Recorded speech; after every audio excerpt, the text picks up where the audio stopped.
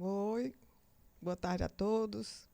Hoje já estamos começando novamente esse momento do Departamento de Cardiologia da Mulher Regional Ceará sobre doenças cardiovasculares da mulher.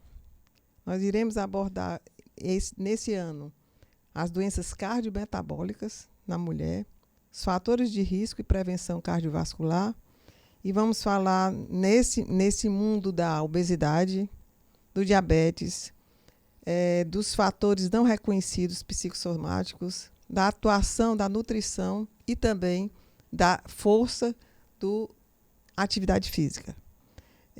Eu vou me apresentar, depois eu vou conversar e apresentar com as nossas colegas que estão presentes. Eu sou Regina Celi Marques de Carvalho, sou cardiologista, intensivista, mestre em medicina na UFC, doutora em cardiologia pela Universidade Federal do Rio Grande do Sul, representante da SBC na cardiobstetrícia da Sociedade Interamericana de Cardiologia e fellow da Sociedade Europeia de Cardiologia. Sou a presidente do Departamento de Cardiologia da Mulher. Já fui também diretora científica e presidente da Nacional, mas atualmente eu sou da presidência aqui do Ceará. E as nossas entrevistadas, eu tenho o prazer de apresentar a Nathalie dos Reis Machado. Boa tarde. Ela é cardiologista, ergometrista pela Sociedade Brasileira de Cardiologia, pós-graduada em Cardiologia do Esporte e atualmente trabalha no Hospital Universitário Walter Cantídio, Hospital de Messejana e na sua clínica privada.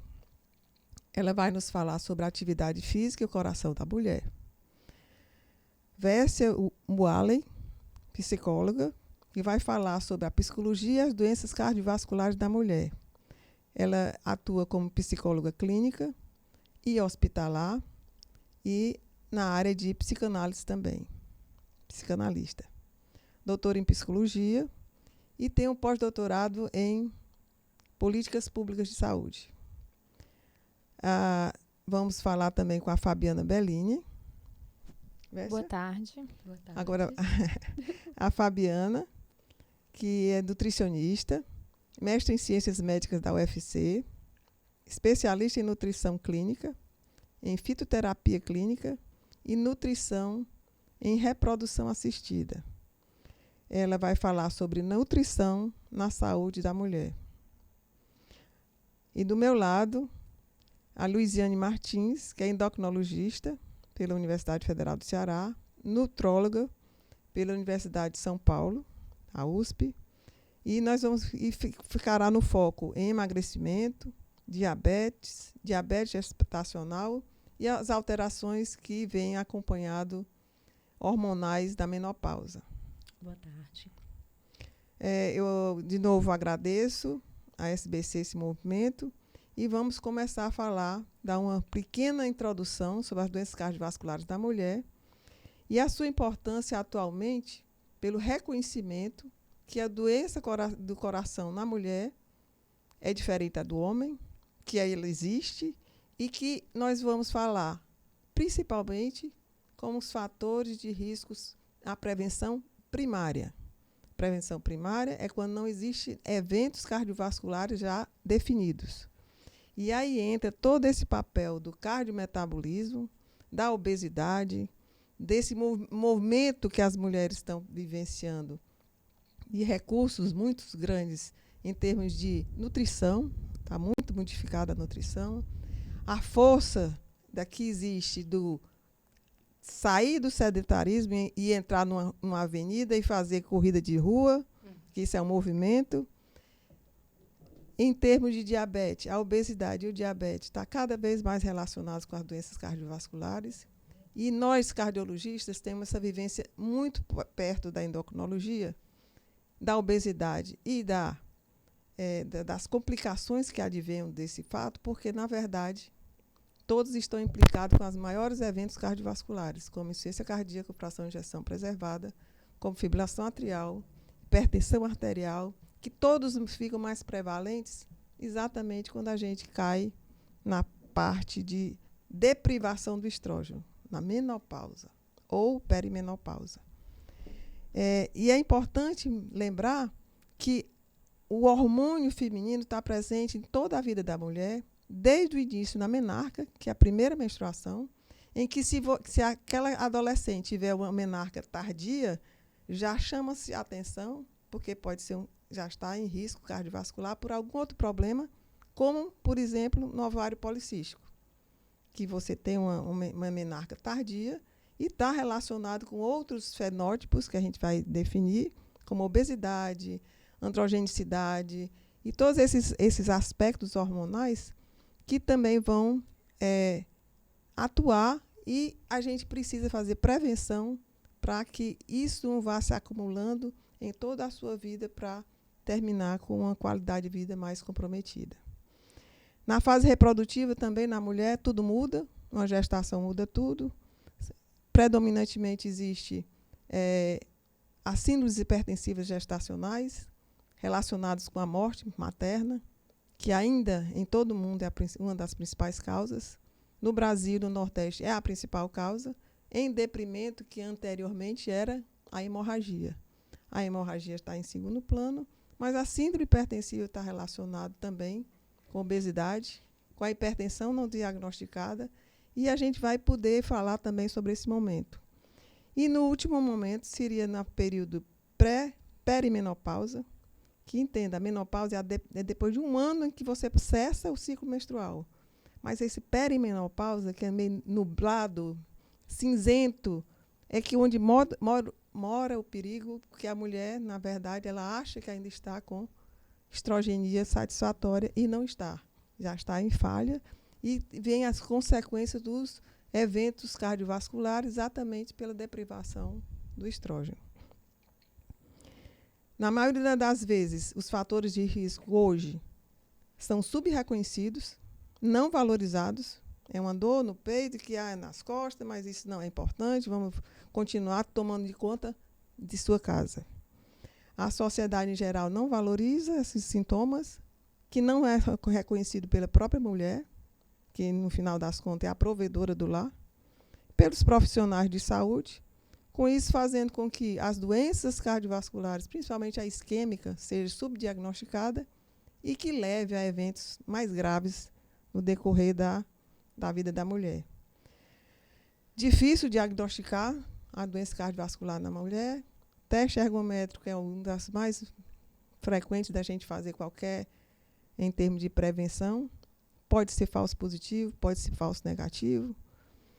E nessas pacientes que têm riscos intermediários, considerados como dislipidêmica, obesa, diabética, todos esses fatores já conhecidos devem ser mais estratificados, o risco, devem ser investigados, e hoje a gente tem uma gama significativa de exames de imagem, score de cálcio, cintilografia miocárdica, angiotomografia. Então, não dá para a gente achar que é uma dorzinha boba. Não dá. Tá? Então, foco, medidas de prevenção primária nas mulheres das doenças cardiovasculares. Ok? Vécia? Dor. Ainda podemos senti-la? Engessamento, recusa. Não querer saber sobre o que a dor diz. Não quero sentir nada. Analgesia, paralisia. Não provoque dor. Não fale de dor. Conflitos e contradições provocam dores. Vem dor, me purifica, me edifica, me fortalece. Pode falar que eu te escuto. Olha, esse poema, né? Define muito a minha paciente no consultório. Dor? Não, doutora. Tá tudo bem em casa. Dor no peito? Não, é porque lá meu pai, sabe, morreu com morte súbita, com menos de 60 anos. Ah, tá. A senhora, como está se vendo? A senhora é obesa? E a paciente se levanta e diz assim, eu, doutora, obesa? Não, ela não se reconhece. Não reconhece os fatores de risco, está obesa, hipertensa, pré-diabética. E o que é que eu faço, doutora? Então, a obesidade ela é tão complexa, né? Porque você tem que ir com muito tato, muita delicadeza nessa questão. Às vezes a pessoa não se percebe assim. Às vezes a pessoa tem uma dificuldade em procurar a medicação ou porque os familiares acham que não deve tratar, que perder peso é só uma questão de força de vontade. E a gente vê que isso não é verdade hoje, né? A medicação ela é incentivada porque ela reduz riscos cardiovasculares, porque ela reduz desfechos ruins. Então, a obesidade ela precisa, em primeiro lugar, ser entendida como doença, para que ela seja tratada como tal. E não como uma falta de motivação, uma falta de empenho em perder peso simplesmente. E aí, nesse contexto da questão de por que eu cheguei até ali, existem várias coisas, né? A gente vem numa sociedade onde o produto biscoito recheado é extremamente barato. Mas eu comprar fruta e verdura é caro, né? Então, a gente tem um contexto aí econômico que favorece a obesidade. A gente tem um contexto cultural dos aniversários, das festinhas que a gente faz, ser com comidas extremamente calóricas. Então, a comida, ela é emocional também, né? E a gente tem um contexto de não identificar a obesidade como doença. E quando identifica, achar que a obesidade, ela vai ser tratada como algo agudo. E a obesidade é doença crônica. Crônica e degenerativa. Eu não posso tratar a obesidade como eu trato uma sinusite, por exemplo. O tratamento da obesidade, ele parece muito mais com o tratamento da hipertensão. Sim. Então, eu tenho que pensar nesse tratamento da obesidade a longo prazo. E aí, às vezes, entram alguns aspectos econômicos. O tratamento da obesidade é extremamente caro. Tanto é caro pela medicação, como é caro pela alimentação. A gente deveria ter incentivos para que a alimentação mais saudável fosse mais barata hoje, né?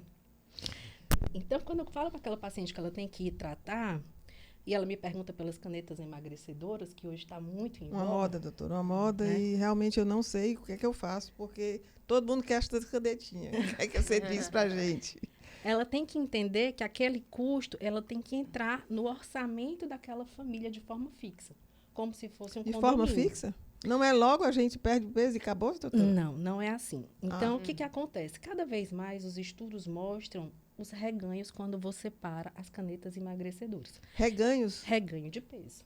Você volta de novo a ter o peso ou mais peso. Sim, exatamente. É isso? Porque a obesidade, ela é uma doença crônica e progressiva. E se você parar, ela volta novamente e pode vir até com peso maior. Né? Perfeito, doutora. Então, ela diz, eu não vou usar a medicação porque a medicação tem rebote. Não é esse o problema. O problema é entender a natureza crônica da obesidade. Esse é o que rebote é é voltar tudo de novo. Exatamente. E aí a gente entra num outro problema, que é o uso indiscriminado das canetas. Essas canetas, elas não entraram no mercado brasileiro para tratar obesidade. Todas elas entraram no mercado para tratar a diabetes. Foi se vendo na questão de perda de peso e estudando cada vez mais isso. Doutora, por favor, repita isso. Então, as canetas, elas não entraram no mercado para tratar obesidade. Elas entraram para tratar diabetes. Diabetes. E aí foi vendo a questão da perda de peso e que com doses mais altas, essa perda de peso era maior. Então, as medicações entraram, a liraglutida, por exemplo, para tratar diabetes, e depois foi visto que com dose mais alta ia favorecer o peso. Depois nós tivemos aí a semaglutida e agora o boom da tirzepatida, né? Então, a gente tinha aí uma perda de peso. E aquela cara, né? Bem mais cara. Eu acho todas caras. Todas são caras. Eu acho todas caras, mas é o que a gente tem hoje. A liraglutida com a média aí de 10% de peso corporal, né? Aí depois a gente teve um avanço com a sema, em torno de 15%, e agora a semaglutida prometendo, aliás, a tirzepatida prometendo mais do que 20% de perda de peso corporal. É bem significativo. E isso tudo também naquele paciente que é diabético, com uma redução significativa da hemoglobina glicada. A tirzepatida com uma redução até de 2 pontos da hemoglobina glicada nas doses mais altas, né? De 15 miligramas. Então, assim, são medicamentos fantásticos, são medicamentos caros, mas que eles trazem no tratamento do diabetes um novo panorama. Porque com certeza. Eu não estou mais com o meu foco em deixar aquela glicemia de jejum na meta, em deixar aquela hemoglobina glicada na meta. Eu tenho outras metas. Eu tenho meta de redução de peso, né? Eu tenho um método de redução da cintura abdominal. Então, eu tenho várias outras metas que vão impactar no meu risco cardiovascular. Perfeito. E isso é muito importante. Só que quando eu faço uso indiscriminado dessas canetas, eu posso piorar a minha saúde. Por quê? Porque eu, às vezes, não preciso usar essa caneta. E eu passo muito tempo sem me alimentar. Então, eu deixo de fazer a minha ingestão correta de proteínas, deixo de fazer as atividades, porque eu fui lá na farmácia e comprei por conta própria. E aí eu não consigo fazer nada, porque eu estou com uma moleza gigantesca depois que eu comecei a caneta. Eu não consigo me exercitar, eu não consigo fazer nada disso. E aí, na verdade, ao invés de eu estar melhorando, eu estou piorando. Por quê? O númerozinho da balança vai descer. Mas a composição corporal nem sempre vai melhorar. Perfeito, doutora. A minha massa magra pode estar indo embora nisso daí.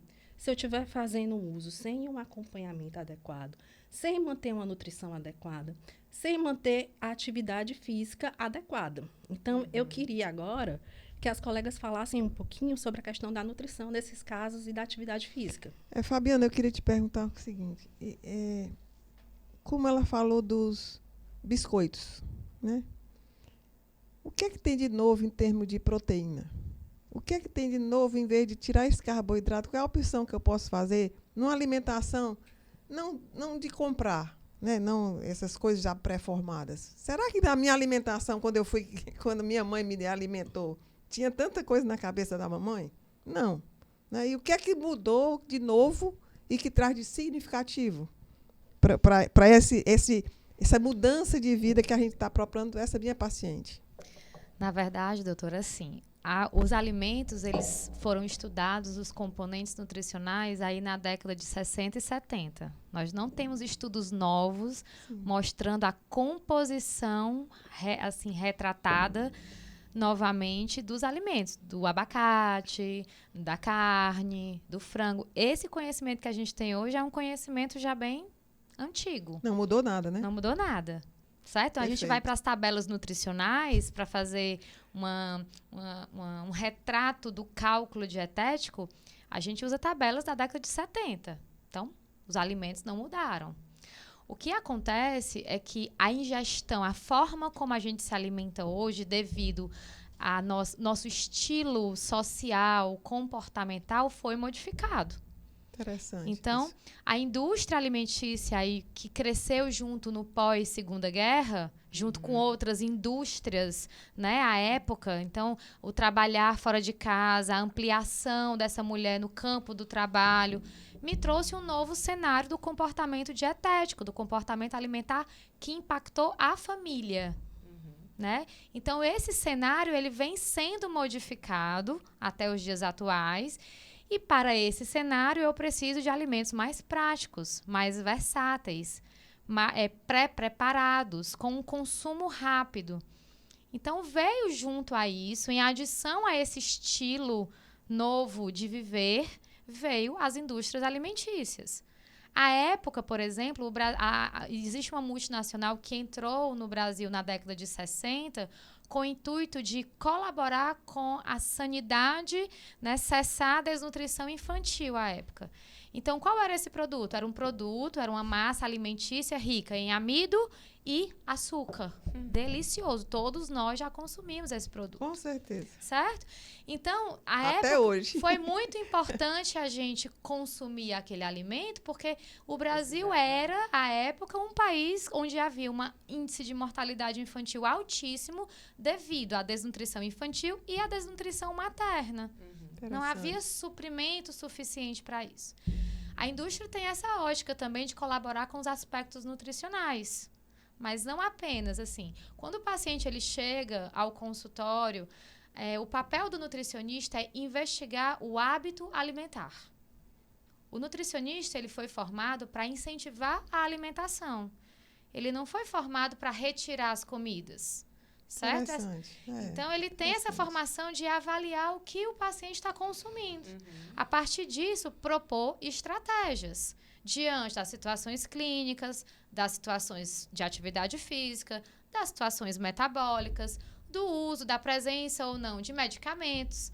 E, a partir disso, elaborar a estratégia de acordo com o estilo de vida. Quem é esse indivíduo? Quem é essa mulher? Ela trabalha fora de casa? Ela tem tempo de preparar a alimentação? E aí vem os alimentos industrializados, com composições distintas, com propostas distintas de acordo com o cenário que o nutricionista deve avaliar. Partindo desse pressuposto, o uso das canetas emagrecedoras. Essas mulheres, como a doutora Luizane colocou, vão lá, compram essas canetinhas, diminui abruptamente a ingesta alimentar. Então, existe uma deficiência calórica, a gente sabe, não é novidade para nenhum de nós, que a estratégia melhor para a perda de peso é a baixa ingestão energética. Restrição energética gera, na grande maioria das vezes, perda de peso. Certo? Então, como efeito colateral das medicações, a ausência do apetite, a inapetência, né? Eu vou consumir menos energia, portanto, eu vou estar menos disposto, como a doutora colocou. Ao mesmo tempo, eu não faço só uma menor ingestão de quantitativo, eu faço também uma menor ingestão de qualitativo, o que impacta no déficit proteico, no déficit nutricional. Então, não é incomum pessoas utilizarem essas canetas e chegarem ao consultório com um rastreamento de deficiência de ferro, deficiência de complexo B, etc. Outras questões, inclusive deficiência proteica. Não é incomum. O nutricionista, baseado na avaliação, vai propor. Se o paciente não consegue ingerir volume, quantidade, é momento de avaliar um suplemento, um complemento alimentar. Então, a gente tem à disposição hoje proteínas hidrolisadas, concentradas, isoladas. Nós temos aminoácidos, nós temos tipos de aminoácidos para prevenção de sarcopenia, por exemplo, que depois é um item que a gente vai comentar. Sim. Nós temos pré-treino, pós-treino, vitaminas, módulos de vitaminas separados, módulos de vitaminas completos. Nós temos hiperproteicos para aqueles pacientes que, além do tratamento da obesidade, já fizeram, por exemplo, uma cirurgia bariátrica, não toleram volume. Então, a gente tem um cenário hoje na indústria alimentícia extremamente diverso. E isso aí modificou. Essa Muito. abordagem modificou bastante. Muito. E aí, complementando a sua pergunta, doutora Regina, assim, o que mudou? Na verdade, a alimentação sozinha deve suprir as necessidades dos indivíduos. A grande questão é que muitos de nós não temos mais tempo para se alimentar. Perfeito, perfeito. E eu acho que aí entra uma outra questão também, né? A mulher, ela é um ser cíclico, né? Então, a qualidade da alimentação dela vai influenciar nessa ciclicidade dela, né? Tanto quando ela quer engravidar, nas questões da infertilidade, quanto lá na pós-menopausa. E a tendência é que as pessoas, e aí não só as mulheres, com o passar do tempo, elas tendam a comer menos proteína. É muito comum o idoso adorar um carboidrato, mas não fazer a ingestão adequada de proteína. E aí eu sempre falo para o meu paciente do consultório que para a velhice ele tem que fazer poupança de músculo, igual ele faz poupança de dinheiro. E aí, o que vocês têm para falar a respeito disso? Aí, doutora, essa minha mesma paciente virou e disse, tá bom, doutora, tá bom, eu vou no nutricionista, vou na endócrino, e eu vou fazer outra coisa, eu vou para a rua correr. Porque, né, a minha vizinha vai, ela me chama, e assim eu posso ir? Pois é, né? É muito comum a gente, hoje, ver pessoas querendo praticar atividade física. Inclusive, a nossa cidade aqui, Fortaleza, ela vem sendo reconhecida como uma cidade promotora de atividade física, onde cada vez mais pessoas estão correndo nas ruas ou praticando esportes, seja o beach tênis, enfim, outros esportes mais coletivos, né? O triatlon também é muito forte aqui, natação, a gente tem ali a beira-mar maravilhosa. Mas a gente tem que entender que a prática de atividade física ela deve ser promotora de saúde e não desencadeadora de um quadro agudo, de um quadro mais arriscado, né? Doutora, promotor de saúde. Isso. Pois é, em que sentido, né? Primeiro que a gente sabe que praticar atividade física, de fato, vai trazer um bem-estar muito grande, inclusive um bem-estar mental. Minha colega aqui, com certeza, vai abordar essa questão também. Então, seja pela produção de neurotransmissores, enfim, a gente sabe que a sensação de bem-estar é muito grande. O difícil é sair da inércia, né? É abandonar a cadeira do sedentarismo, que às vezes, quando o paciente sai ali do consultório, ele sai muito disposto, muito engajado, eu vou começar na próxima semana. E aí a gente sabe que nem sempre a rotina ou a própria vontade da pessoa termina permitindo a continuidade da atividade física, né? Essa atividade física ela vai promover saúde ao longo do tempo. Então, não é praticar uma vez na semana, 2 vezes na semana, ali de forma pontual, esporádica, e com a amiga, como a senhora citou, né? Ali de forma recreativa, que a gente vai conseguir o acúmulo do benefício da redução do risco cardiovascular. Essa atividade física ela tem que ser contínua e progressiva. Então, não adianta também você sair de um sedentarismo e querer correr 5, 10, 15 quilômetros de uma hora para outra. Mas, doutora, meu coração é bom. Pois é. Aí a gente tem que... Eu posso ir, doutora? Começar com uma caminhada leve, onde a sua percepção de esforço é leve, vale a pena começar. Eu não gosto de criar barreiras para o início da atividade física. Eu acho que é importante que o paciente tenha essa vontade de começar e que a gente não impeça o começo. Mas, de fato, como eu falei, né, além de ser contínuo, tem que ser progressivo. E, para progredir, você precisa de ter mais segurança. Então, é importante passar no cardiologista, conferir como é que estão as suas taxas, né, seja de colesterol, diabetes, a pressão, se está bem controlada. Verificar, a gente, como cardiologista, faz parte da nossa investigação, sempre está perguntando se há algum sintoma, o histórico familiar, isso é extremamente relevante. Então, pessoas que têm um histórico familiar muito forte de doença cardíaca têm uma tendência maior a ter doença cardiovascular. E aí a gente vai precisar investigar mais a fundo e fazer alguns exames. Invariavelmente, a gente vai partir para alguns exames. Particularmente o teste ergométrico, que é aquele teste que a gente faz na esteira, né, com intensidades progressivas, começa com a caminhada, mas em muitos casos a gente chega a uma corrida, e que é importante que o paciente faça o maior esforço possível. Ele é um teste muito bom, é um teste que a gente encontra com facilidade aqui no nosso estado, de uma maneira geral, mas na nossa cidade de Fortaleza, ele é um teste acessível e que já dá para a gente muitos sinais. Não, é muito comum, a senhora também tem experiência no teste ergométrico, de ali mesmo, já na sala de ergometria, a gente já identificar uma paciente que, aparentemente, que ela chega para a gente dizendo que não tem nenhum problema cardiovascular e que o teste mostra o contrário. O teste já estratifica, né, já modifica o risco daquela paciente para um risco elevado, um risco moderado a elevado.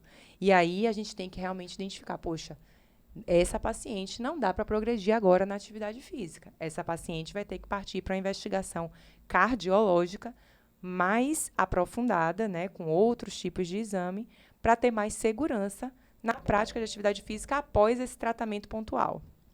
Perfeito. Aí, doutora, é a paciente falando para mim. Uhum. Doutora, olha, vamos parar por aí, porque esse negócio eu já tentei. E não tem jeito. A minha obesidade é porque todo mundo lá de casa é obeso. É verdade, doutora? Não tem jeito a obesidade em termos de psicossomática, em termos de por que você chegou naquele momento. Ou eu tenho que fazer a repetição do que disseram que estava programado geneticamente para eu ser obesa. Eu não posso ser magra? Bom, primeiramente, assim, queria partilhar da minha alegria imensa de estar aqui com vocês, né, e uma temática tão importante, porque a gente está falando da polissemia do coração, que não é de competência só da cardiologia, mas de todas nós, né, nessa equipe multidisciplinar. E aí foi o que a senhora disse, né, na questão da primeira menarca, de todo esse processo que nós mulheres passamos, desde a primeira menarca, a gestação e a menopausa.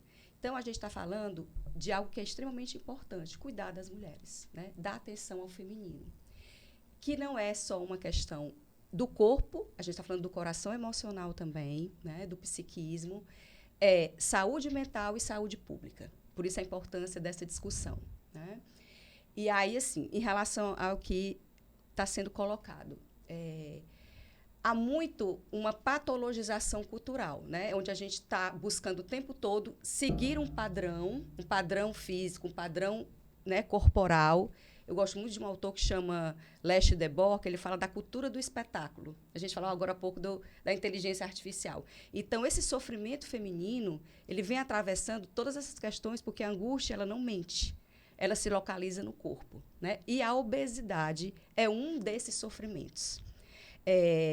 A literatura fala, né, que 1 a cada 5 mulheres já experienciou na vida um episódio depressivo. E mais, 1 a cada 3 mulheres um transtorno de ansiedade. Então, a gente precisa estar atento a essas questões, né? O que é que eu estou mascarando, né, por meio do meu corpo, alguma coisa que eu não estou falando, né? Porque o corpo fala.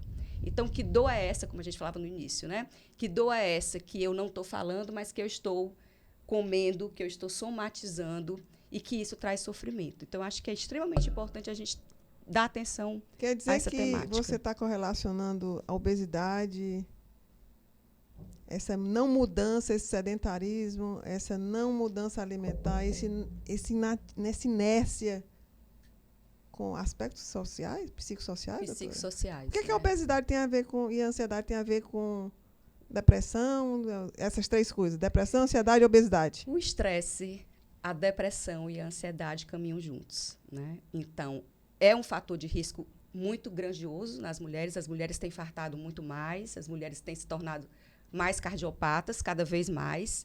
Então, a atenção que a gente tem que dar a isso, esse suporte social, esse suporte emocional, essa escuta que essas mulheres demandam e muitas vezes não partilham, né, tem trazido para o corpo esse adoecimento, né? O corpo como se fosse um envelope da dor.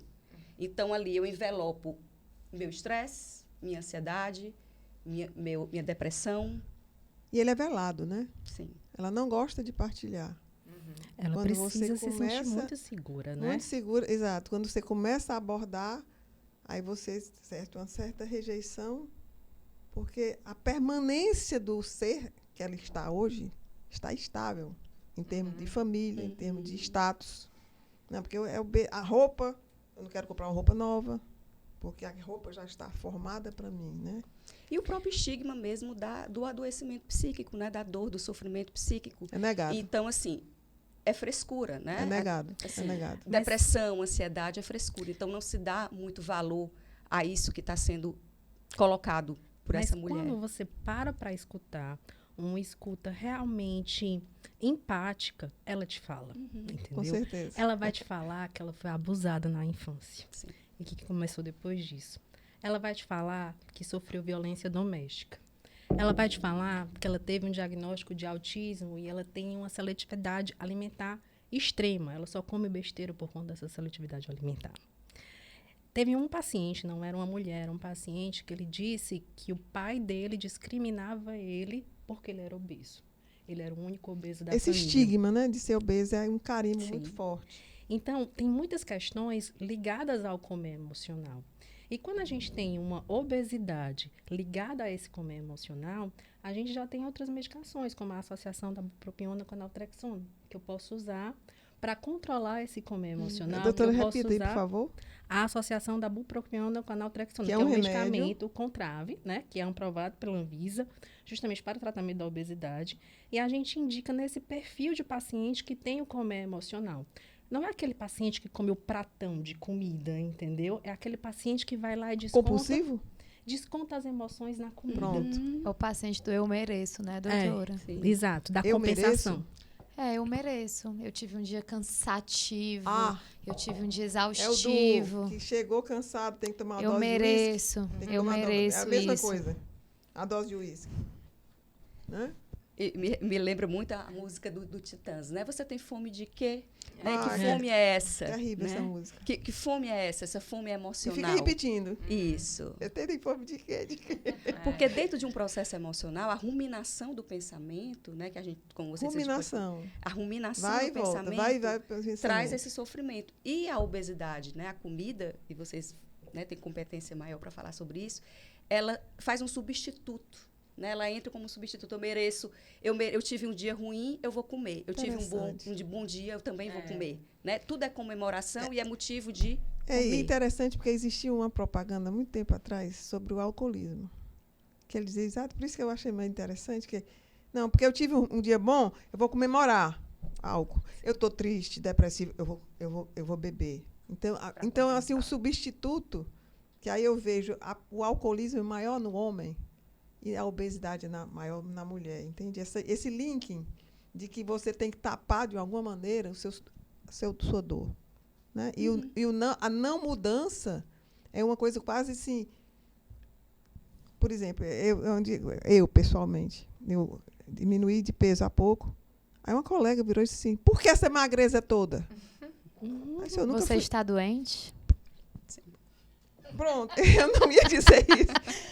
Isso é muito comum, assim, a gente ouve hoje no consultório isso, dentro dos projetos, quando o paciente está engajado na atividade física, na alimentação, no tratamento medicamentoso, é muito comum a escuta de o ambiente social que ele está inserido haver esse questionamento. Você está doente? Cobra. Né? Por que você está mudando? Por que você está emagrecendo? Está acontecendo alguma coisa?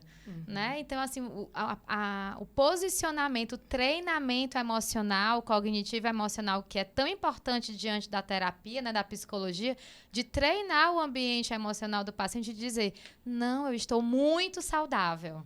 Eu estou na minha melhor versão. Enfim, como ele se sente confortável em expressar a mudança, não só a mudança de física, mas a mudança de comportamento, a mudança habitual, né? Porque o eu mereço acontece com todos nós, não é verdade, gente? Todos nós chegamos em casa um dia ou com um ambiente de amigos, né? A gente poderia sair aqui do nosso podcast e dizer, a gente merece um cafezinho, né?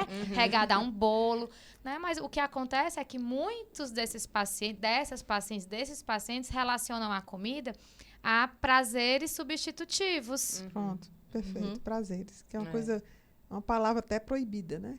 Você não pode sentir prazer. E aí entra uma coisa interessante, que no esporte que você falou, né? Eu sempre digo assim, se você quiser tirar um vício, bota outro vício. O vício de fazer exercício. Exatamente. E trazendo nesse contexto também da questão social, é muito comum os pacientes relatarem que quando eles começam a se engajar na prática esportiva, começam a mudar todos os hábitos, inclusive hábitos de amigos, as amizades começam a mudar, porque, assim, no geral, é muito fácil você encontrar alguém para ir numa cafeteria, ir numa pizzaria, num barzinho, tomar alguma bebida alcoólica, happy hour. Mas quando essa pessoa está comprometida, eu tenho interesse em acordar amanhã cedo, às 5 da manhã, para fazer o meu longão do treino da minha assessoria, que eu estou ali participando da Beira-Mar. Não dá mais para ele fazer o happy hour da sexta-feira à noite com aqueles amigos. E aí começam a mudar as amizades. Eu tenho muitos pacientes que relatam isso. Até os meus amigos mudaram depois que eu entrei no esporte, depois que eu comecei a praticar atividade física. Termina que realmente começa essa cobrança. Em alguns casos, você traz alguns amigos juntos, né? Aqueles amigos que realmente também veem a mudança e você vira a inspiração. E aí, eu também quero estar na mesma situação que você. Isso é bacana quando acontece. E uma coisa que eu queria trazer também, e que eu tenho certeza que a nutricionista, a psicóloga vão compartilhar comigo, é muito melhor quando a casa toda muda. Sim. Quando toda a família resolve se engajar naquele projeto, vamos mudar, vamos nos tornar mais saudáveis. E aí é pai, mãe, filhos, e aí vira inspiração para os avós, para todo mundo entrar naquele novo formato, naquele novo jeito de viver. Porque, realmente, a nossa tendência cultural, né, se a gente se deixar influenciar por televisão, por o que chega até a gente de marketing, a nossa tendência vai ser obesos, sedentários e com múltiplos fatores de riscos cardiovasculares. E eu acho interessante o papel da mulher, né? Por isso que eu tive satisfação de falar sobre a provedora do lar. Né? Ela muda, ela compra, ela faz a diferença. É verdade. Né? Principalmente então, assim, na alimentação das crianças. Pronto. Né? Ela é fundamental. Perdoem.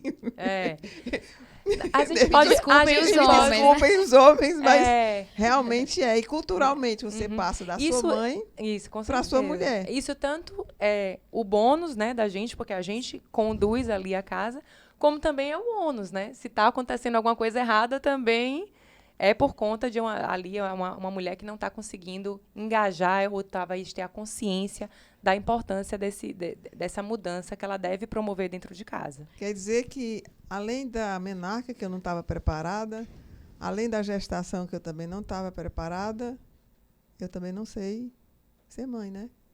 Dona do lar. Uhum. provedora, mulher, porque tudo é um todo. E É. trabalhadora, É. né? Tem orgulho de trabalhar, tem uma profissão. E aí vem o estresse crônico, Uhum. né? Que na maioria das minhas pacientes, na perimenopausa, na menopausa, doutoras, certo? Colegas, Uhum.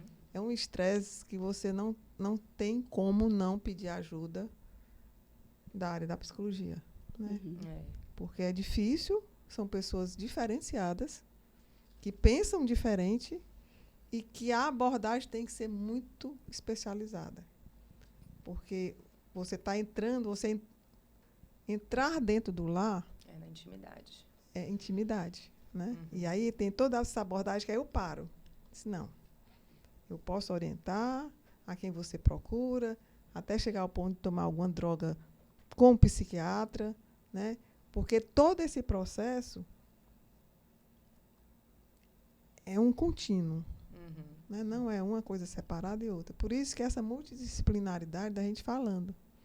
Vés, Cada fase dessa desperta na mulher, desde a primeira menarca até a menopausa, muitas questões e reatualizações, né, da vida dela. Então, assim, primeira menarca, né, o momento que a menina desperta enquanto mulher, a gestação, a gente sabe o quanto que a gestação nos Mexe. atravessa e nos mexe, como a menopausa. Então, assim, gatilhos emocionais podem ser despertos em cada fase dessa.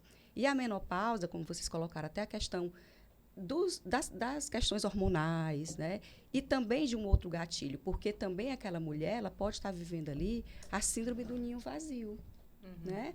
Ela já passou daquela fase profissional, onde ela tem que se estruturar profissionalmente, os filhos já estão saindo de casa, ou já saíram, ela já passa a ser avó, então ela também traz esse movimento dela de lidar com Com ócio, né? com o ócio, mas também com o desamparo, Uhum. né? Que Solidão. é um dos temas, a solidão, o desamparo, que é um dos temas muito ricos para a psicanálise, né? Trabalhar esse desamparo dessa mulher. e um desafio para a paciente. E um desafio. Porque você não estava acostumada. De repente a casa estava cheia, de repente eu tinha muita coisa para fazer. Cadê? Mas se você E for se pra... encontra consigo mesmo. É. É um desafio, porque você aí vai se encontrar e você tem que, como diz o Gilberto, refazer, né? E aí a Refazendo. importância do cuidado, do autocuidado e do autoconhecimento, Uhum. né? Que perpassa todas as áreas. Sim. Mas se você for parar para prestar atenção, o público da terceira idade adora um esporte em grupo. Justamente Sim. por isso. Exatamente. Para diminuir essa sensação de solidão. Uhum. Ele vai para o esporte para se exercitar, para melhorar Sim. o corpo, melhorar os índices, mas para conversar, para Psicossocial. socializar. Então, nós somos influenciadores dos nossos microambientes, né? Sim. Um dia desses eu pedi pro personal, não, quero fazer um treino funcional aqui em casa. E ele foi lá fazer o treino comigo. Então, eu estava lá fazendo o treino e meu filho, de 1 ano e 3 meses, querendo segurar os pesos, né? Então, assim, a criança vai ter na gente como espelho, né? Sim. E aí, nessa hora, a gente tem a chance de, através de uma atividade física, que a gente engaja uma criança, que a gente faz junto, que a gente faz na frente dela, uma alimentação adequada, né? Que você insere frutas, verduras, eu mudar o futuro daquela família, daquela criança, fazer mudanças epigenéticas que vão Epigenéticas. repercutir daí para frente, né? Uhum. Por exemplo, aí entra uma coisa epigenética que eu acho assim, impressionante como isso modificou. Aquela mãe obesa, que está gestante, que está com tudo inflamado, que está com dislipidemia, a necessidade que não passe para a próxima geração. Uhum. Aí, doutora, falando de diabetes gestacional, como é que se comporta uma pessoa que entra no meu consultório com 120 quilos e gestante? Assim, o ideal é que essa mulher tivesse tido uma preparação pré-concepção, né? Que ela tivesse perdido peso, se ela for diabética, que ela chegue numa gravidez com hemoglobina glicada ajustada, para diminuir as complicações e os desfechos ruins nessa gravidez. A partir do momento que ela engravida, não é a hora da gente pensar nela para perder peso, mas ela não pode ganhar aceleradamente. Eu preciso fazer um controle disso daí. Então, eu preciso de um acompanhamento de perto dessa mulher. O diabetes gestacional, a primeira medida é a questão da alimentação e da atividade física. Para a gestante que consegue fazer atividade física, né? Uma atividade física mais leve, uma natação, uma hidroginástica, alguma coisa do tipo, é extremamente benéfico. Se essa mulher ela já fazia musculação antes, ela vai continuar na musculação dela se o obstetra dela deixar. E a monitorização da glicemia. A monitorização da glicemia é extremamente importante. E saber como monitorizar essa glicemia. Monitorizar contando 1 hora a partir que come.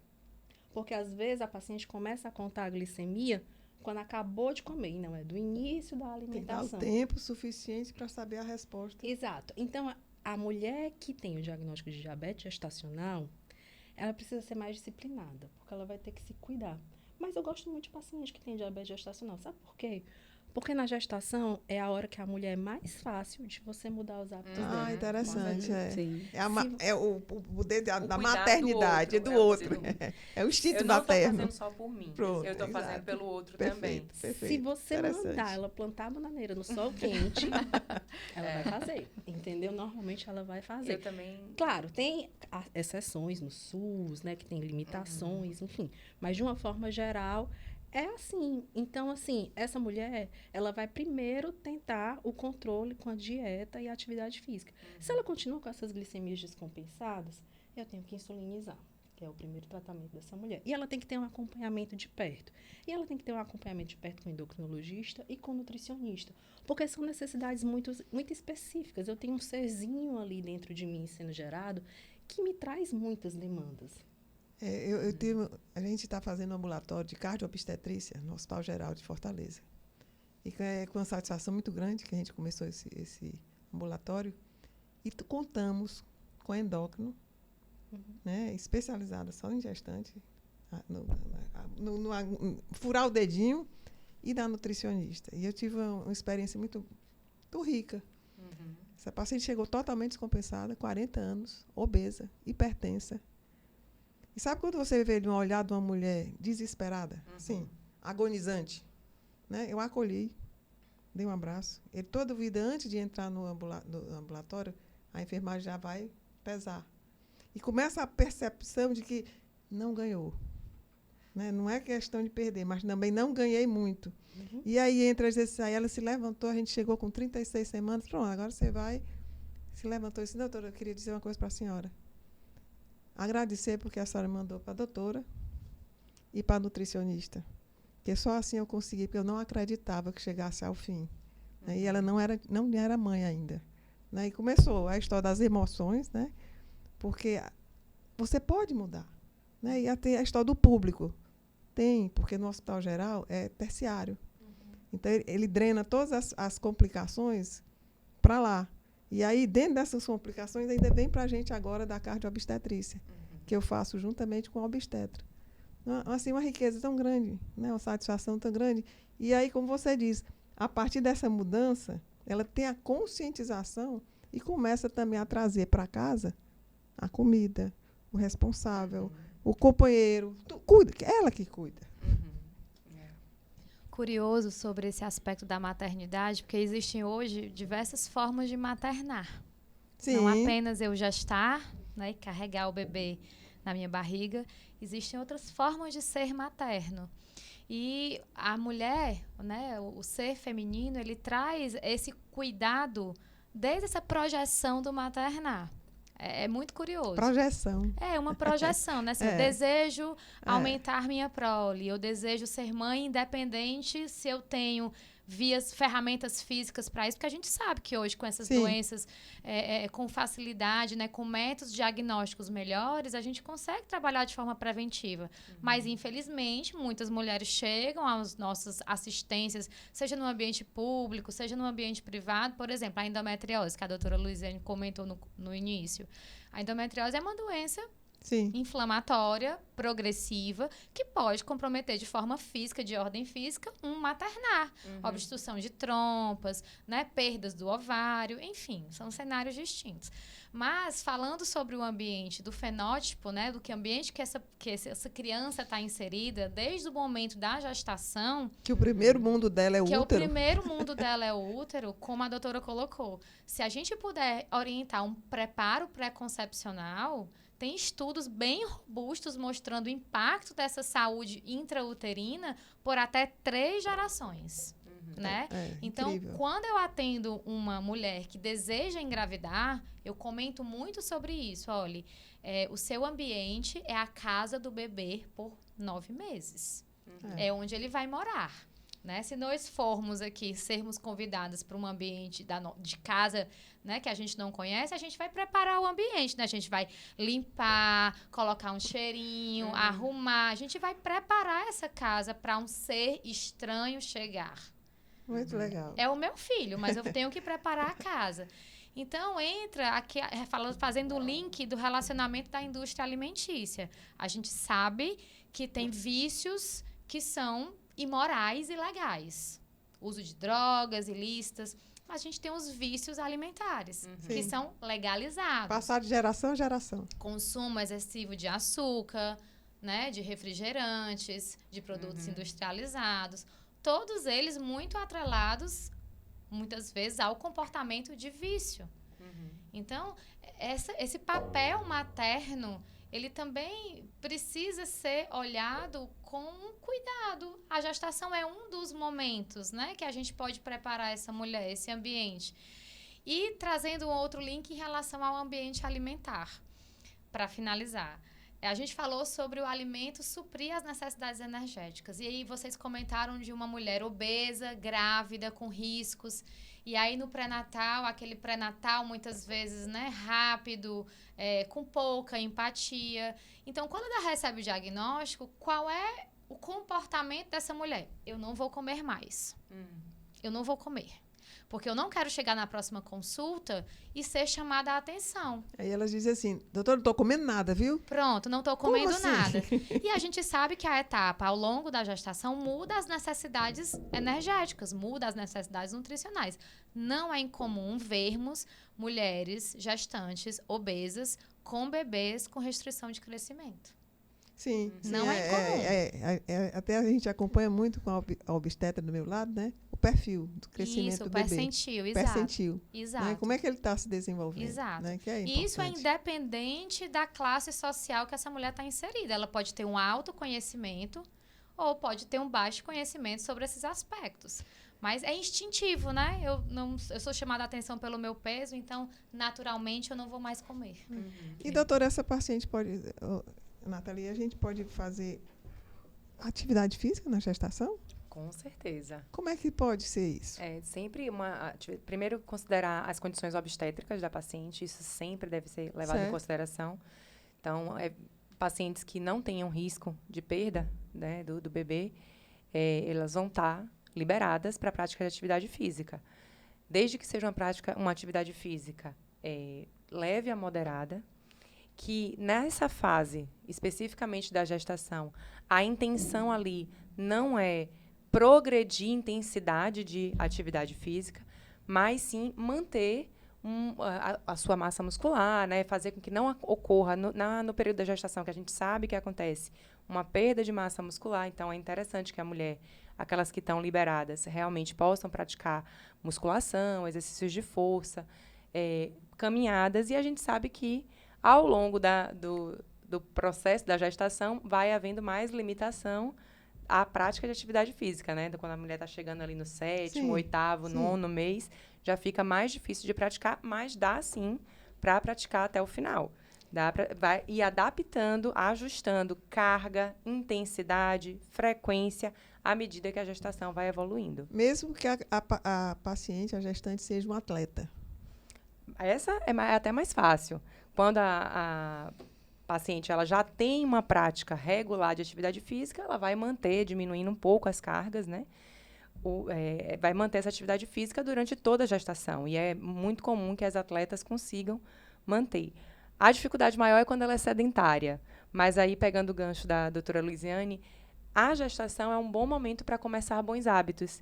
Então, às vezes, até nesse processo da gestação, a mulher consegue ter consciência maior de que pode começar uma atividade física, e aí é um bom momento para começar, porque depois da gestação ela pode seguir adiante. A gente sabe também que depois vem as dificuldades do processo de amamentação, do processo do próprio bebezinho, né, muito pequeno, de inserir a atividade física, mas essa mulher tende a retomar a atividade física com facilidade também. Perfeito. Outra coisa que é interessante que nesse ambulatório é a gente estar tendo mais proximidade do pré-natal, como está se prescrevendo sertralina no pré-natal. Entendeu? Porque eu não passo. Mas a obstetra e você, elas já vêm também, porque é segunda linha, né? Segunda. E aí você vê a não adaptação e o medo, a ansiedade de ser mãe. O que é que isso representa, Ivete? A maternidade, ela traz para a mulher, né, muitas fantasias, né? Ela pode reatualizar traumas, marcas. Vocês falavam agora há pouco, né? Existe a função materna, não necessariamente a mãe, né, que exerce a função materna, né? Então, a mulher, antes de engravidar, e a mulher que deseja a gravidez, ela sonha com aquele filho, que nem existiu ainda, mas é o filho do sonho, como a gente fala. Então, assim, todos esses processos psíquicos, essa mulher ela já pode ter um histórico de ansiedade, de depressão, de quadros de estresse, e que podem ser reatualizados durante a gestação. E a depressão pós-parto? Bom, existe a depressão, né, propriamente dita, classificada pela né, neurologia internacional, mas existe a ocasional, né, que é aquela exatamente por uma perda. Pode ser a perda de um ideal, até de não desejar ser mãe, porque nem todas as mulheres desejam ser mãe, isso é fato, né? Mas não é uma obrigação. Não é uma obrigação, né? E a cultura está cada vez mais, né, facilitando essa questão do feminino, né? E as mulheres começam a falar sobre esse não desejo também de serem mães. Sim, é né? por isso que eu manifestei. Exatamente. Mas acontece essa gestação, que muitas vezes é desejada e não desejada. Então, pode ali reatualizar traumas, né, inconscientes dessa mãe, onde ela necessita, sim, fazer o uso de medicação, até para sustentar essa gestação. Porque não basta estar grávida, né? Tem que sustentar a gestação. Né? São 9 e meses. Sustentar pela via corpórea, mas também pela via psíquica. Né? Muitas mulheres com quadro de aborto, né? E eu escuto isso muito na clínica, dizem respeito também às questões delas psíquicas. Né? A questão também da inseminação, né? Se gastam horrores e não se consegue, né, fazer um investimento alto e não se consegue sustentar essa gestação. E as mudanças corpóreas do corpo da mulher, né? Essa cobrança de ser tão maravilhosa, mesmo com o menino chorando de madrugada, mesmo eu cheio de leite. Como é que isso passa na vida psíquica da mulher, no seu papel de esposa, de fornecedora, de provedora? São muitas funções que a mulher ainda carrega, porque a gente vive numa sociedade com uma estrutura machista, né? Então, esse lugar ele é muito exigido. Não só a mulher que compra a comida para sua geladeira, né? Você falava há pouco agora. Aquela mulher também que faz terapia, ela também traz um movimento de mudança para a própria família. Aquela que vai correr, aquela que vai se exercitar, mas aquela também que está em processo terapêutico, ela também traz esse efeito dominó, né, para todos. Efeito dominó. Efeito dominó. Efeito dominó emocional. Então, essas perdas, quando você fala, porque a perda ela não é só a perda de um objeto real, como Freud falava, né? Mas a perda de qualquer coisa que me coloque naquele lugar de desejo. Então, a perda desse ideal do corpo com a gestação, que é, às vezes, um problema muito sério para a mulher, né? Aquele corpo que muda, a amamentação. E a rejeição. A rejeição. Aquela mudança. Isso também tem efeitos e que, se não for trabalhado, por isso o uso da medicação, né, ela pode se culminar para uma depressão pós-parto. E a gente tem que estar muito atento a isso. Esse é um detalhe, porque é aquela história, não se está atento a isso. A própria família, eu no ambulatório, no consultório também, que a gente faz a parte de cardio-obstetrícia, também no consultório, trazer o marido. Mas ele disse que não vem não, mas eu preciso dele. Eu preciso saber, eu preciso olhar para ele, eu preciso conversar, porque no momento que você tiver algum problema, eu já o conheço. Aí tem uma reação, né? E o marido vai com a cara desse tamanho. Né? Aos poucos, percebendo, e eu passo essa informação para ele. Porque hoje ela está aqui, mas a gestação é uma coisa que você não dá para ver o que vai acontecer. É uma caixinha de surpresas. É uma surpresa. Prematuridade, perda fetal, né? Perda materna. Sim. Certo? Então, assim, tem que ter o conjunto. Não consigo imaginar a gestante se gestar sozinha. Né? Tem que ter. Aí entra toda a parte da promoção que a mulher faz. Né?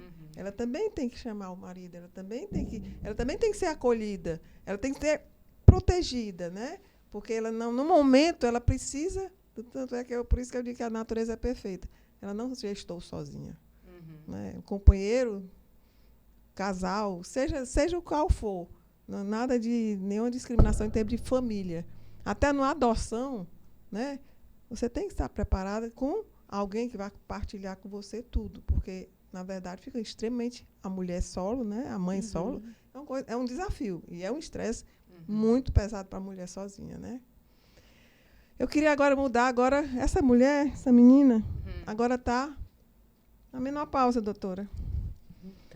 Doutora, olha, tudo na minha... Eu sou a paciente, tá certo? Doutora, olha, eu não entendo o negócio dele, porque a minha pressão era normal. Por que essa pressão subiu?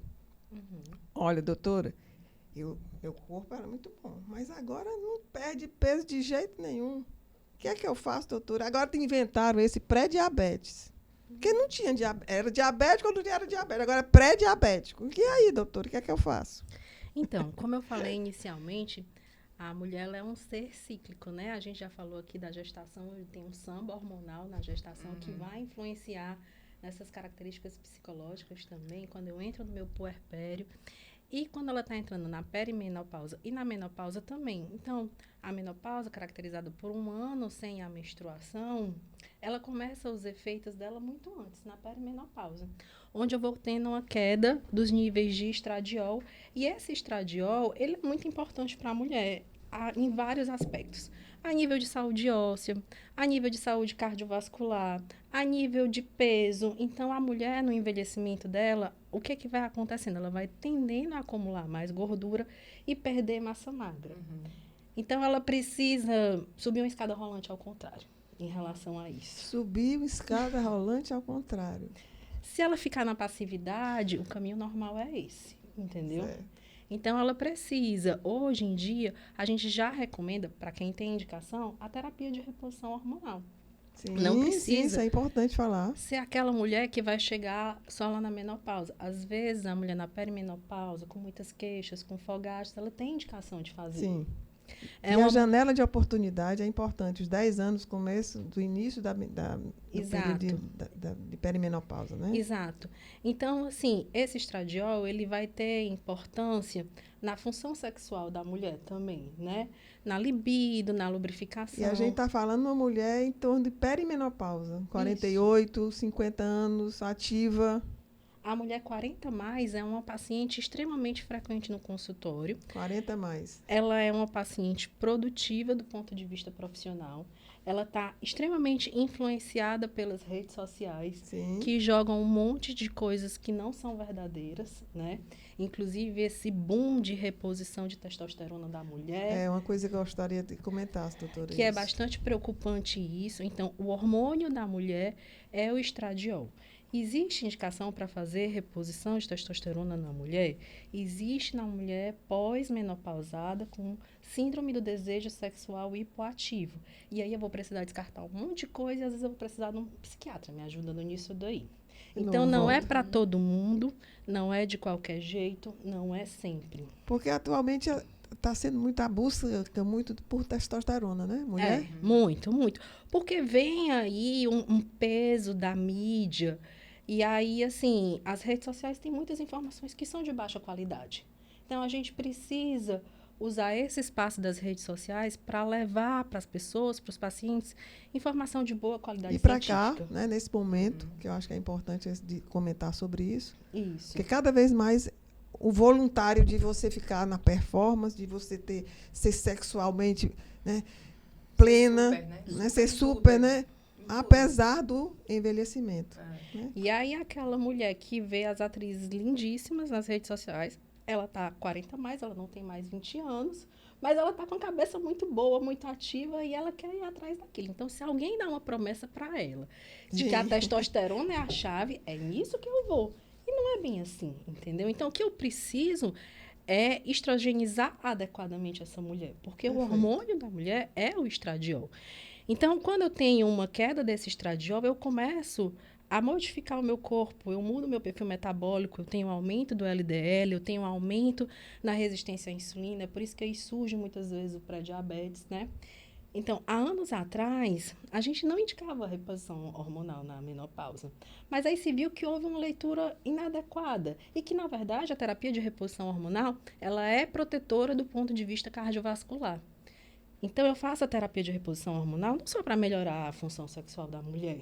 A mulher não está lá simplesmente para ceder aos desejos do homem. Qualidade de vida. Mas para melhorar a qualidade de vida dela, para diminuir grau de demência, para melhorar risco cardiovascular nessa mulher. E eu acho importante essa mensagem de que, se estiver começando a falhar o ciclo menstrual, você está entrando na perimenopausa, é o momento exatamente correto de fazer a reposição hormonal correta, no momento certo, porque é um espaço curto, são 10 anos. Não adianta nada, como antigamente, alguns anos atrás houve, que tinha que tirar os hormônios que fazia mal. Não é por aí, porque os estudos atuais mostram que cada vez menos a quantidade de estrógeno é satisfatório para ser plenamente recompensado em termos de qualidade de vida, né? Antigamente estava muito relacionado com eventos trombóticos, que a dose era muito extremamente alta do estradiol, e hoje não. E é importante porque eu sempre digo assim, a produtividade, né? A satisfação de você ainda ser produtiva mentalmente, trabalhando, fazendo exercício, mas a queda hormonal é extremamente sentida. Mas não necessariamente, como todas as outras fases da mulher, não é trabalhada, não é acompanhada. Não, é porque era assim. Não, não é assim. Porque tem, por exemplo, uma queixa interessante do vasoespasmo, dos fogachos, né? De repente, aquilo ali é uma doença endotelial. E as mulheres que persistem depois de 10 anos de menopausa, elas vão ser doentes coronarianas. Então, é a oportunidade incrível da gente fazer a prevenção primária. Porque ela tem alteração endotelial e que reflete que a mulher nunca... Nem tem outros que nunca sentiram nada. Porque o endotélio é bom. Porque o sistema cardiovascular é bom. Mas naquela que sente, não. E tem que ser investigada e tem que ser acompanhada, né? Existe um estigma, né, sobre a terapia de reposição hormonal de forma cultural, eu gostaria que você falasse, em termos também do cálcio, reposição, se vale a pena, da soja, né? Essa parte A doutora colocou aqui a questão do super, né? Vou fazer exercício, só funciona se for super. Se for super funcionante, eu não posso ir para a academia e me permitir que naquele dia eu vou fazer um treino mais leve. É como se não funcionasse. E hoje em dia, pelos estudos e também pela prática clínica de todas, a gente sabe que a constância é muito mais importante do que você fazer cenários distintos ao longo de determinados momentos da vida. E a mulher, ela tem essa característica, né? Nós somos, como mulheres, muito estigmatizadas no período, né, da primeira menarca, né? A questão cultural, não fale que você teve sua regra, né? Não exponha isso. Sim. Isso ainda é muito perpetuado, sim, né? sim. Pela mulher, né? Olha, você não pode comentar que você perdeu a virgindade. Se você não estiver casada, você não deve engravidar. Ainda, né? Então, são muitos estigmas sobre as características femininas, né? E a terapia de reposição hormonal está vivendo um momento, um cenário clínico, na minha percepção, distinta, diferente do que se apresentava há 3 décadas atrás, né? Porque a gente tinha reposições hormonais indicadas, mas não tão bem estudadas, Sim, né? sim. Houve aí um cenário vulnerável dessas mulheres. Eu tenho mais informações, eu consigo expressar o que é que eu sinto e, diante do contexto clínico e científico, ninguém consegue me ouvir. Aí abre a oportunidade para a vulnerabilidade. Pessoas que não têm um conhecimento embasado, né? Profissionais rasos oferecem promessas milagrosas, como a doutora colocou, e eu vou aceitar. Ou não profissionais, né? Ou não profissionais, eu vou aceitar, eu vou acatar. Então, existe... Quando a gente comenta que é uma mulher de 40 e poucos anos fazendo uma terapia de reposição hormonal, qual é o cenário comum? Mas já? Você já está na menopausa? Nem fale sobre isso, doutora. Né? Entendeu? Fala logo assim, Então, nem a fale gente, sobre não isso. só como a doutora colocou, assim, a proteção endotelial, a proteção a nível de cognição, mas também a proteção da saúde óssea, a proteção da saúde muscular, né? É muito importante acertar também, sermos assertivas e ajustar os conceitos dietéticos, porque nesse momento também a alimentação deve ser modificada. E lembrando que a alimentação é um padrão, né? A Sim. gente tem hábitos rígidos em relação à alimentação. Então, quem nunca, né? Assim, o que é que você come no café da manhã? Um pão francês com manteiga e um café com Padrão. leite. É um padrão rígido. E nós, como profissionais de saúde, precisamos incentivar a flexibilidade dos padrões alimentares, para que a gente possa contemplar, né, cada etapa da saúde feminina. É curioso que, ao mesmo tempo que a gente vem ampliando o conhecimento nesse aspecto, a gente vulnerabiliza com dietas da moda. Então, o leite é inflamatório. Pronto. Não pode consumir leite, certo? Olha, a soja é transgênica, vai te dar um câncer de mama. Então, a gente é bombardeado por ideias, né, ou por ideais, ou por conceitos extremamente rasos. Sim. Né? Para algumas pessoas o leite inflama? Sim. Para todo mundo? Né? A gente sabe... Diferenciar, né, assim, quem é quem, né? Quem atua na clínica e atua com pesquisa sabe que a gente contra alergia a abacaxi, alergia à proteína da vaca, a proteína do leite. Isso não é incomum, gente, mas isso não é a regra da população geral. Então, a gente cai no conceito das dietas da moda, na minha percepção, exatamente pela vulnerabilidade.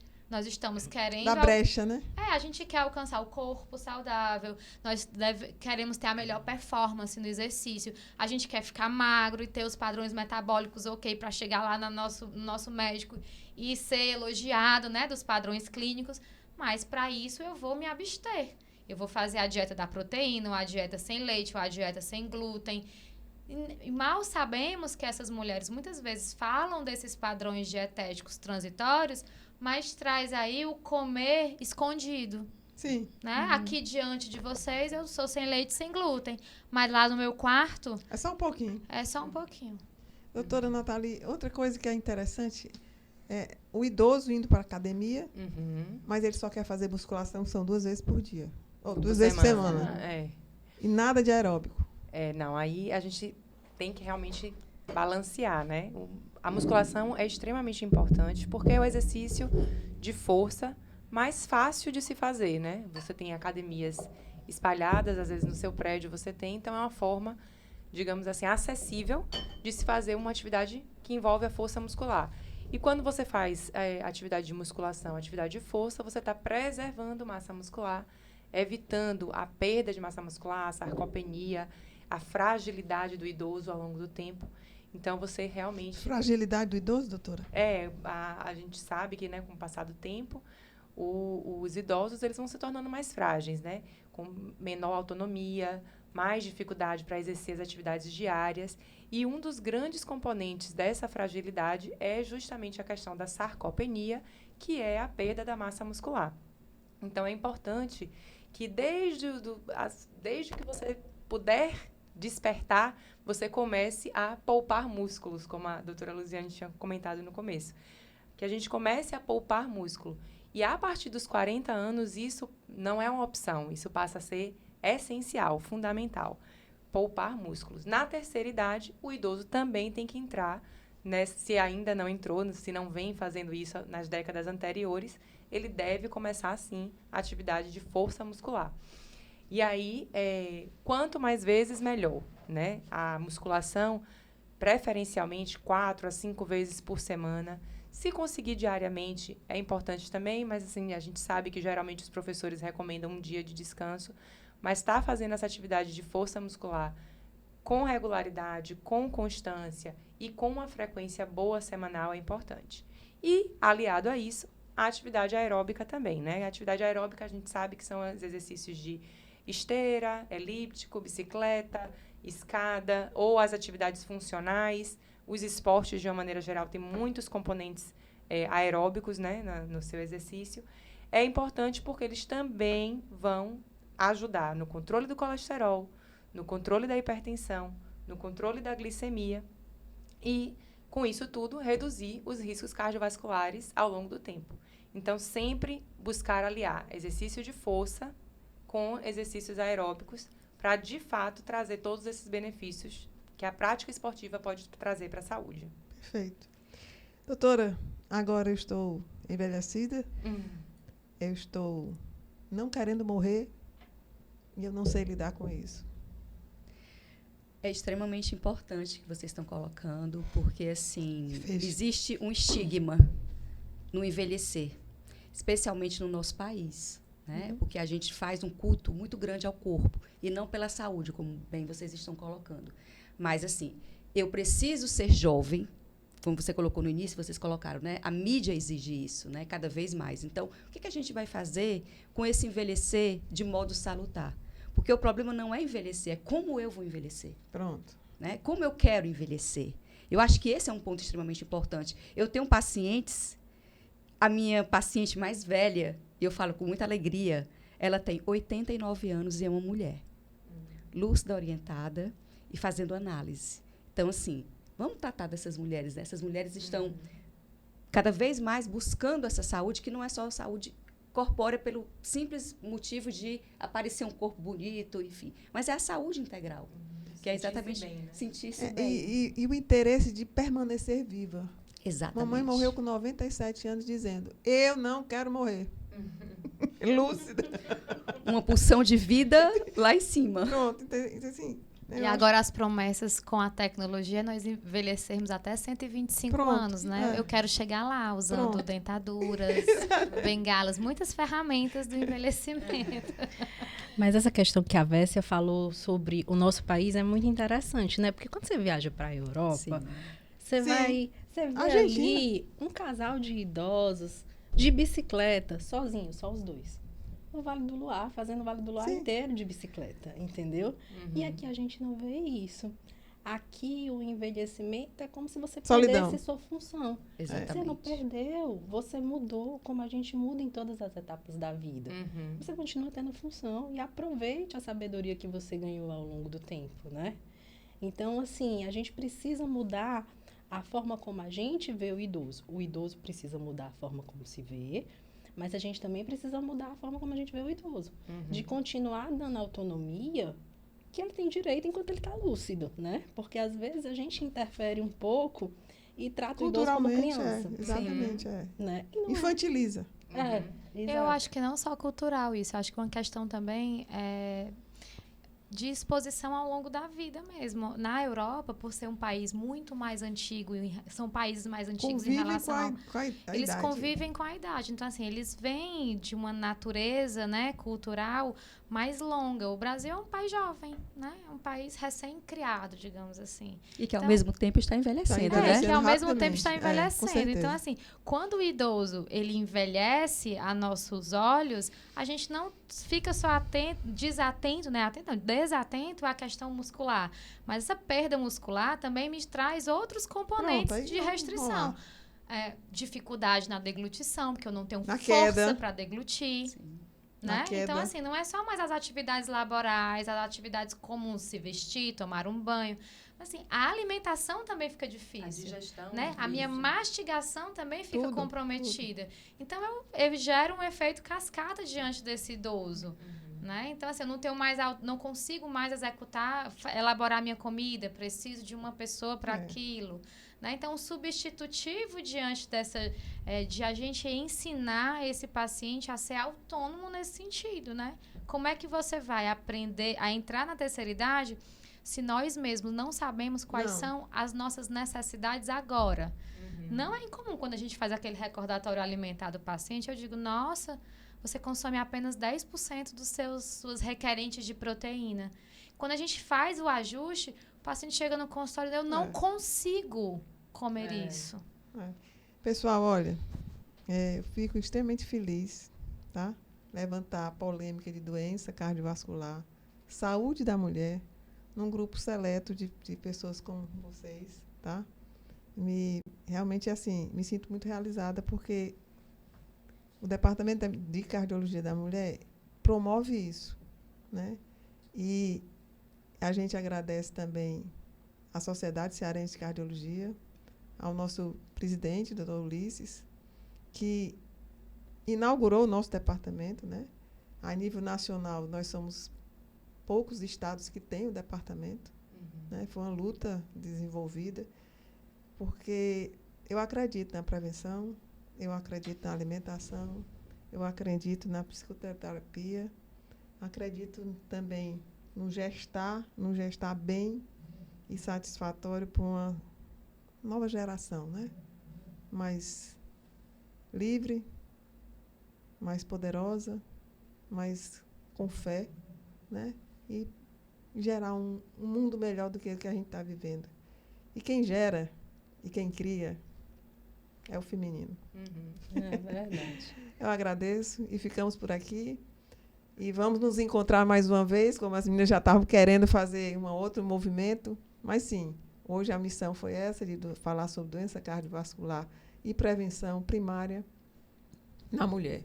Ok? Muito obrigada a todos. Obrigada. Obrigada. Doutora Regina, parabéns.